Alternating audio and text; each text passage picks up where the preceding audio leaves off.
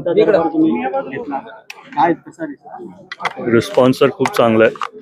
भरपूर तसे आपले सर्वच बारामतीकर इथं आलेत आणि वाटलं नव्हतं की खरंच एवढे लोक पहिल्याच दिवशी येतील, पण तेच दादांचं प्रेम सगळ्यांच्या डोळ्यात अजूनही दिसतं आणि मी पण दादांसारखं काम करण्याचा प्रयत्न करतो. दादा, आज जे बारामती शहर आणि ग्रामीण भागातले जे नागरिक आलेले आहेत, विशेषतः त्यांच्या कोणत्या समस्या होत्या त्या सोडवल्या? तशा भरपूर समस्या आहेत, काय आरोग्याच्या असतील, काही शिक्षणाच्या असतील, मग नंतर पाण्याचे, लाईटचे, तसे भरपूर, आणि मग रस्त्यांचे पण काही अडचणी आहेत, तसे भरपूर आहेत.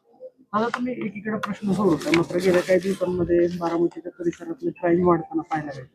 परवा वंजरवाडीच्या परिसरामध्ये एका व्यापाऱ्याला बोलवून घेतलं आणि त्याला बंदुकीचा धाक दाखवून लुटले गेले. मला ते कळालं, मी पण पोलीस अधिकाऱ्यांशी सारखं बोलत आलोय की दादा नसल्याने असं आपल्याला इथं काही होता कामा नये. सर्वांनी एकदम कायदेशीरपणाने वागायला पाहिजे. मला कळालं की काय आपलं पेट्रोल स्टेशनवरती पण काय युवक जाऊन गोंधळ नाहीतर काहीतरी दादागिरी करतायत. तर तसं मी पोलिसांना सांगितलं आणि वहिनींची पण माझा त्याचा संपर्क आहे आणि कायदेशीर सगळीकडे जसं दादा असताना सगळं व्यवस्थित होतं तसंच आमचा प्रयत्न चालू आहे. राज्यसभेची एक जागा रिकामी झालेली आहे, त्या जागेसाठी अनेक नावांची चर्चा आहे, तर तुमचं बी नाव चर्चेत येतं. आता चर्चा तर होतीये, पण तसं माझी काही इच्छा नाही. मी तुम्हाला सांगितलं की मी सर्वांसाठी इथं कामासाठी असणार आहे. योगेंद्र पवारांनी असं वक्तव्य केलं की 2029 ची निवडणूक येत आहे, येणाऱ्या 3 वर्षामध्ये ती निवडणूक असेल, मात्र बारामतीकर जो पवार कुटुंबातला घटक जो कर्तृत्व सिद्ध करून दाखवेल, बारामतीकर त्याला निवडून देतील. एकीकडे तुम्ही मानताय की पवार विरुद्ध पवार ही लढाई पाहायला मिळणार नाही, मात्र योगेंद्र पवारांचं हे वक्तव्य कुठेतरी 2029 त्यांच्या वक्तव्याबद्दल मी काय बोलणं मला योग्य वाटत नाही. पण काही दिवसांपूर्वी आमची चर्चा झाली आणि सगळ्याच म्हणजे माझे जवळचे सहकाऱ्यांबरोबर, आणि सर्वच बारामतीकरांची एक इच्छा होती की दादांना त्यांनी एकदा मुख्यमंत्री म्हणून बघायला पाहिजे होतं.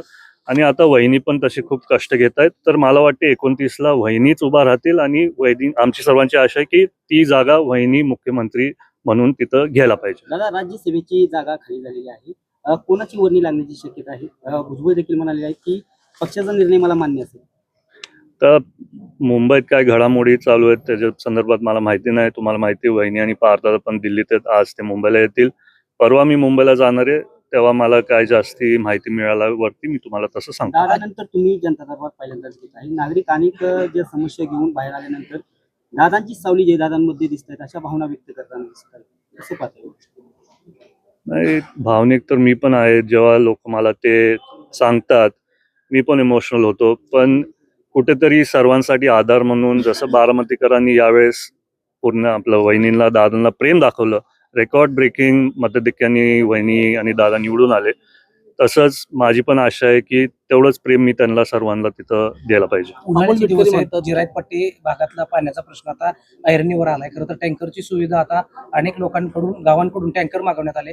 कशा पद्धतीने या पाण्याचं नियोजन केलं जाणार? मी 2 दिवसापूर्वीच सांगितलेलं जेव्हा मतमोजणी झाली की तिथं पाण्याचे विषय भरपूर आहेत आणि तेव्हा आचारसंहिता चालू होती. आता आचारसंहिता संपली आहे. आम्ही आमच्या वतीने सगळ्याच अधिकाऱ्यांना सांगणार आहे जिथं पण पाण्याची तातडीने गरज आहे तिथं टाक्या फिरवायचे. त्यातल्या त्यात जनाई शिरसाईचं पण जे आहे त्याच्या संदर्भात पण कुठे पाणी लवकर पोहोचू शकतं, आम्ही तिथं सगळ्या अधिकाऱ्यांना तसं सांगतो. मुख्यमंत्री देवेंद्र फडणवीस यांनी जालाई शिरसाईला निधी देतो म्हणून सांगितलं होतं. दादांच्या प्रकरणात मी लक्ष घालतो, मग मला कुठल्या प्रकारचं विचार सुद्धा घेतले गेले नाही, तर तो त्यांचा स्वतःचं वक्तव्य आहे. माझं आणि अमोल मिटकरींचं चांगलं आम्ही चर्चा करत असतो, आम्ही जास्ती बोलतो, पण त्यांच्या मनातल्या भावना ते तसे तिथं त्यांनी सांगितले असतील. मुख्यमंत्र्यांनी जनाई शिरसाई योजनेसाठी निधीची तरतूद करतो असं सांगितलं होतं, मात्र योगेंद्र पवार असं म्हणतात की ही जनाई शिरसाईची योजना अद्याप प्रलंबित आहे, या योजनेसाठी अद्यापही निधी उपलब्ध नाही, तसं नाहीये. तुम्हाला माहिती आहे की जेव्हापासून वहिनींनी ही जागा स्वीकारली आहे त्यांच्या पण मनात हे कायम आहे की पाण्याचं कुठलाही विषय तिथं बारामतीत व्हायला नाही पाहिजे. सगळ्यांना चांगलं पाणी सर्वांपर्यंत पोहोचायला पाहिजे. आणि तसंच CM साहेब पण जेव्हा ते बारामतीत आले तेव्हा पण वहिनींची आणि त्यांची चर्चा झाली आणि त्यात तातडीने ते पण कष्ट घेऊन लवकर तिथे निधी उपलब्ध करतात. हिंदी में जानना चाहेंगे आज आपका जनता दरबार कैसा प्रतिसाद लोगों का? प्रतिसाद तो बहुत अच्छा है. सब लोग मतलब बहुत बड़ी संख्या में इधर आए हैं और हम सबको दादा की बहुत याद आती है। राज्यसभा की एक जागा खाली है, उस जगह पर आपका नाम चर्चा में। वो नाम तो चर्चा में है, लेकिन मैं कायम बोलते आ रहा हूँ कि मुझे लोगों के लिए काम करना है, इसलिए मैंने जनता दरबार लिया और मुझे लगता है मैं एक पक्ष का कार्यकर्ता रहने से ही अच्छा है और सब लोगों के लिए उधर काम करूँगा। थँक्यू.